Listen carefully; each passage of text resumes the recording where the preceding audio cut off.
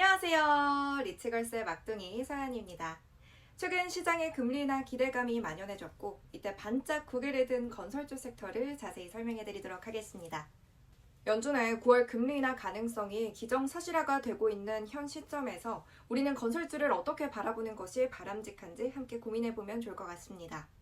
2023년 3월 고점을 찍고 난 후에 미끄럼틀을 타고 내려온 바닥에서 등락을 반복하고 있는 이 건설주들이 해소되어야 좀 숨통이 트이고 주가가 시원하게 뻗어나갈 수 있지 않을까 생각이 되는데요.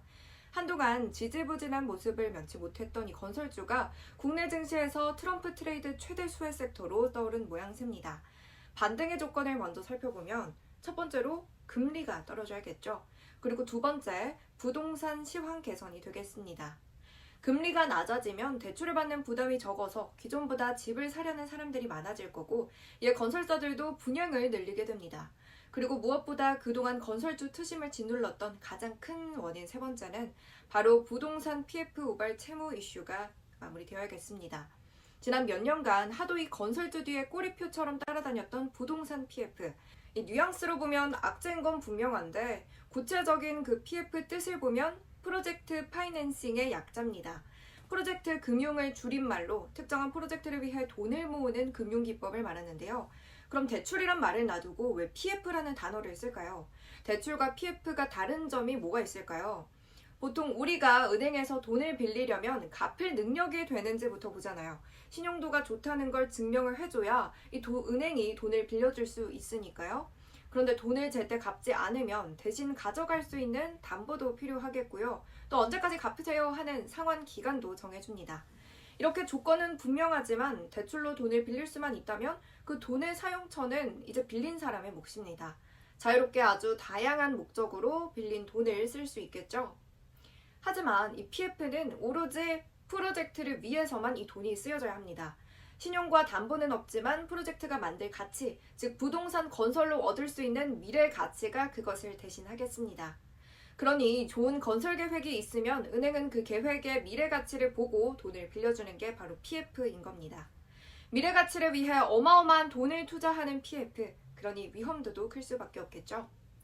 2023년 기준 우리나라 PF 대출은 약 134조 원 규모에 달했습니다. 이러하니 건설주의 하반기 반등 여부에 대해서는 왈가왈부하고 있는 모습인데요. 일각에서는 9월 금리 인하 가능성이 높고 또 지난달 서울 아파트 매매 거래가 6천 건으로 두 달 연속 5천 건이 넘었기 때문에 주가 반등 전망을 내놓고 있습니다. 또 일각에서는 미분양이 여전히 증가 중이고 청약 미달도 나는 상황에서 건설사들의 유동성이 지금 더 악화되고 있다라고 지적을 하고 있는 상황도 있습니다. 적어도 이 PF 이슈 건설사들이 워크아웃 들어가고 이슈 정리 좀 되고 증권사들 대손 충당금 반영이 되고 또 정부 정책까지 나오고 하려면 올해 연말은 되어야 마무리될 수 있다라고 보는 시각이 우세합니다. 이제 관련주 흐름까지 한번 정리해 보겠습니다.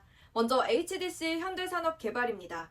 9월 총 4조 5천억 원에 달하는 광운대 역세권 개발 사업비 착공이 예정되어 있습니다. 20% 이상의 높은 이익률이 기대된다는 전망인데요. 또 주택 매출 비중은 2024년 추정 기준 68%로 상당히 높습니다. 금리 인하에 따른 부동산 업황 개선의 효과를 크게 누릴 것으로 예상이 됩니다. 지난 17일 장중 21,950원을 기록하면서 신고가를 썼고요. 현재는 2만 원 초반대 거래가 이루어지고 있습니다. 다음으로 주차장 붕괴 사고로 논란을 빚었던 GS건설입니다. 올해 2분기 영업이익 1,000억 원대로 드디어 흑자 전환을 예상하고 있습니다. GS건설 주가는 지난 17일에는 장중 18,620원까지 오르면서 52주 신고가를 경신하기도 했습니다. 하지만 최근 소폭 조정이 이루어지면서 주가는 17,000원 후반대로 거래가 되고 있습니다. 다음으로 대우건설은 해외 수주 기대감이 상존하고 있는 업체인데요. 체코 원전의 시공 주관사로서 원자력 발전소의 각종 인프라 건설, 주설비공사의 건물 시공과 기기 설치를 맡게 됩니다. 또 앞으로 다가올 유럽과 중동 발주의 원전 사업 시공사로 참여할 수 있는 레퍼런스 확보와 또 향후 해외 매출 증가 전망으로 대우건설의 밸류에이션 반등이 기대가 됩니다.